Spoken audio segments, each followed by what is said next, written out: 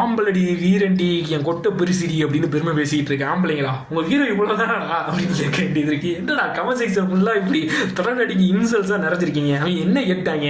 நான் படிக்கிறேன், வேலைக்கு போறேன், ஃபினான்சியல் நீட்ல பாதி நான் பாத்துக்கிறேன், அதே மாதிரி வீட்டு அட்மினிஸ்ட்ரேஷன் வேலை நீ பாதி பாத்துக்கோ அப்படின்னு தானே சொல்றாங்க. இதான உமன் ஃப்ரீடம்னு கேட்கறாங்க. அதுக்கு தானே கல்யாணத்துல டிமாண்ட் வைக்கிறானுங்க. நீ என்னன்னா என்னது நான் போட்ட சட்டியை நான் துவைக்கணுமா, என்னது நான் சாப்பிட்றதுக்கு நான் சமைக்கணுமா, என்னது நான் சாப்பிட்ட எச்சி தட்டை நானே கழுவணுமா அப்படின்றதுக்கெல்லாம் பயந்து உமன் ஃப்ரீடம் கேட்கறதான் இங்க பிரச்சனை அப்படின்னு பேசிக்கிட்டு இருக்காங்க.